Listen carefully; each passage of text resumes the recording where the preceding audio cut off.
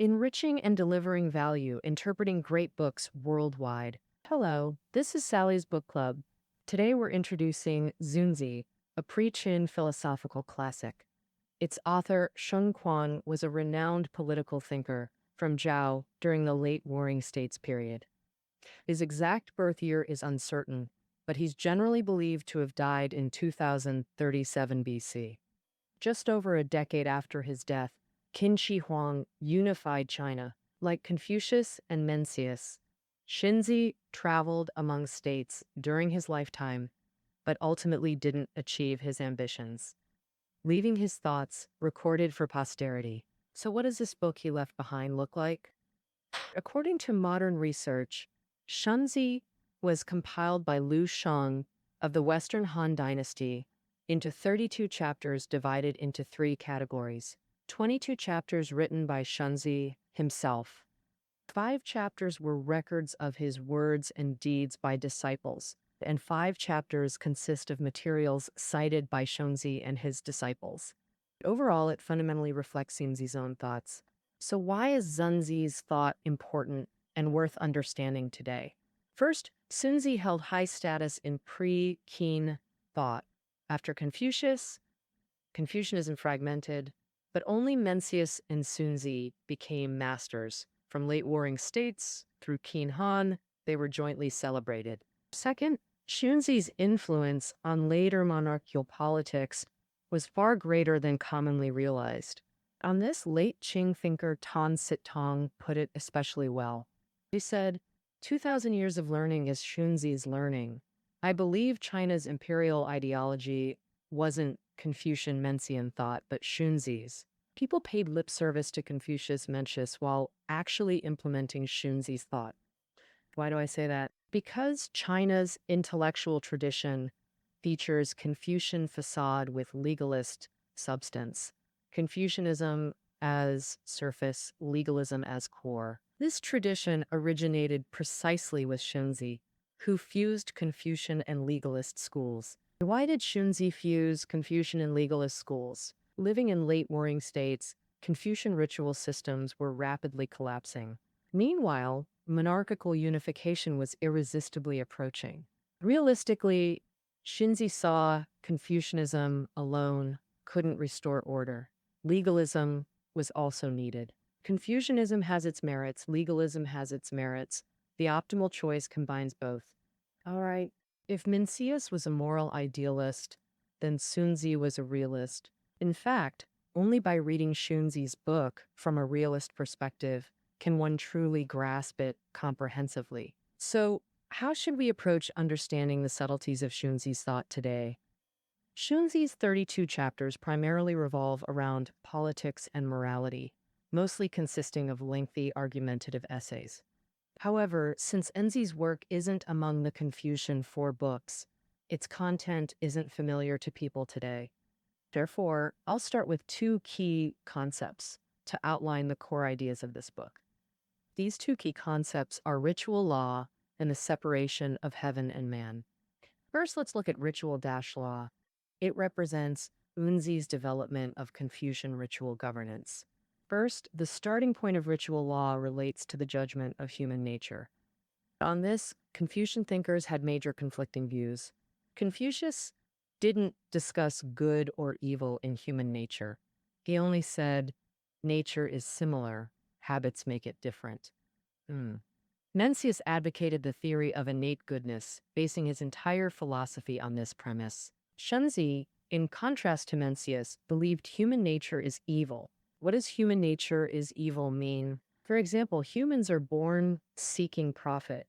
When there's a benefit, they compete more than they yield. Whenever there's something to satisfy desires, people rush forward more than they restrain themselves. Xunzi believed that human nature is unreliable. If people act on their impulses, the world will descend into chaos. Since human nature is unreliable, what can we rely on to stop conflicts and establish order? Ritual and righteousness. Thus Xunzi said, strife leads to chaos, chaos to poverty. Wise kings detest chaos, hence establish ritual and righteousness to divide. In other words, The ruler creates ritual and righteousness as an external break to restrain people from evil. With this premise, Xunzi's concept of ritual differed from Confucius and Mencius. For them, ritual was filled with warmth. It stemmed from inner emotions. People only needed to discover and courageously realize it. But for Xunzi, ritual was entirely external and cold. It was an inevitable result of social development, and only sage kings could establish it. Ordinary people could only learn and comply, with significant compulsion involved. Xunzi even believed that the ability to follow ritual and righteousness distinguishes humans from beasts. Mencius said humans differ from beasts because humans can do good, while beasts cannot. Xunzi, however, said humans differ from beasts because humans can respect ritual and righteousness, while beasts cannot. Therefore, the first chapter of Xunzi's book is encouraging learning. What should one learn? Of course, the Confucian classics, learning ritual and righteousness. Based on different levels of learning, Xunzi further divided people into hierarchical ranks. In On the Evil of Human Nature, he categorized people into 4 ranks: sages, scholars, gentlemen, and petty persons, with Yifu as a separate category. In The Efficacy of Confucianism, he classified people into 4 categories: great Confucians, refined Confucians, common people, and vulgar Confucians, roughly corresponding to the previous ranking. We can see that Confucian ritual is essentially a hierarchical system. Xunzi not only acknowledged this, but emphasized its legitimacy and rationality, even equating it with natural law, inherently reasonable, self-evident, and unquestionable. All right, earlier we discussed ritual preventing conflict. That's the negative aspect. Positively, ritual nourishes the people. Nourish meaning to sustain and foster. Xunzi's governance principle was restraining expenditures with ritual, governing the people with policy, restraining expenditures with ritual, means using ritual to moderate desires. Note that moderating differs from eliminating or reducing desires. Laozi advocated eliminating them, Mencius reducing them, while Xunzi opposed both approaches. He believed any thinker proposing desire, removal, or suppression as governance method was unqualified. Rulers must confront human desires directly. Xunzi held this view because he saw desires as heaven-bestowed and legitimate. As long as desires follow ritual law and practice moderation, their quantity doesn't affect governance. The core measure of Xunzi's enriching the people through governance was developing production and commerce, essentially enriching the populace, aiming for desires and material goods to mutually sustain growth. Beyond managing desires, ritual law proactively stratifies society, evident in Xunzi's ideal system. He said, without virtue, no nobility; without ability, no office. If noble descendants fail ritual law conduct, they become commoners. While commoners' children, through accumulating learning and mastering ritual righteousness, can rise to become ministers. Simply put, regardless of birth, those with virtue and talent should wield power. In this sense, Xunzi's ritual system possesses procedural justice. We could say Xunzi initiated the tradition of commoners becoming high officials post-Qin Han era. The so-called commoners becoming ministers means ordinary people could serve as top officials like chancellors. For 2 millennia, this became Chinese scholars' ultimate aspiration. As the saying goes, a farm boy at dawn in the emperor's court by dusk. There are many traditional Chinese dramas telling stories of scholars and beauties.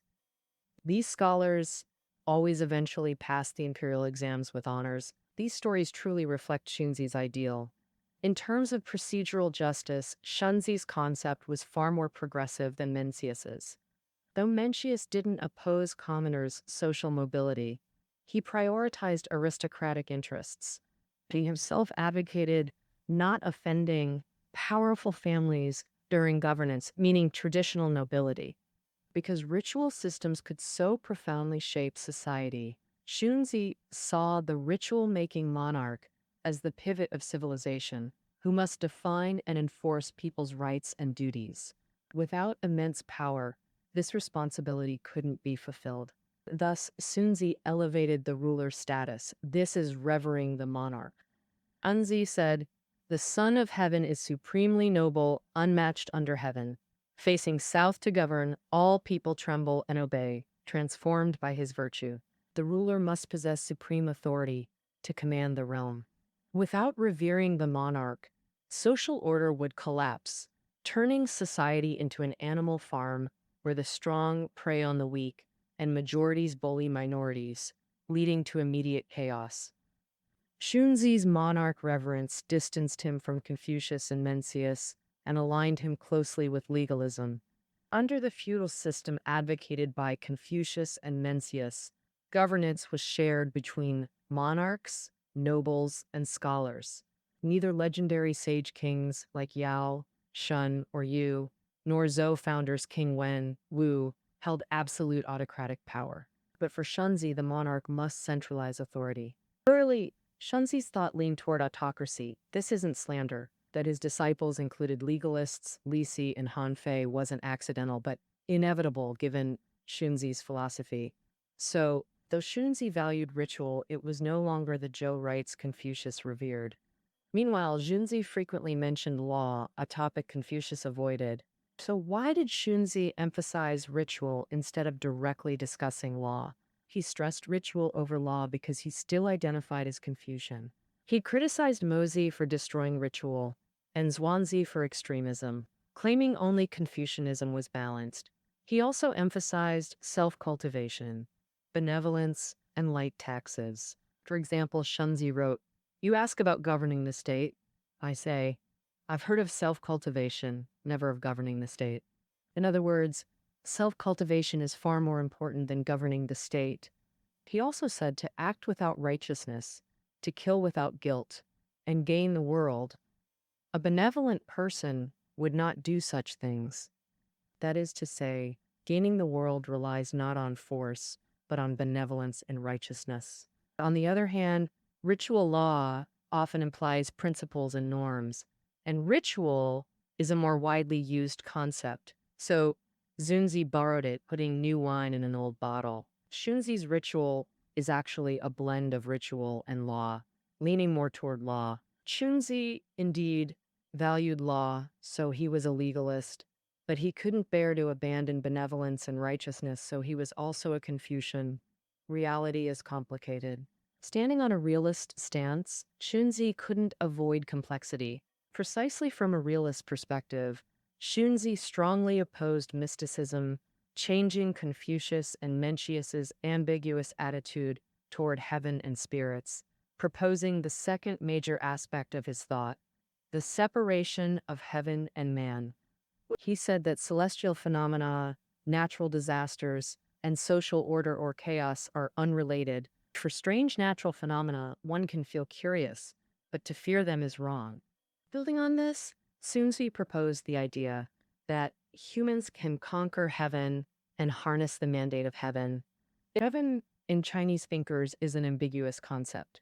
If subdivided, it can mean at least two things: natural heaven as natural laws, and sovereign heaven, equivalent to the concept of God.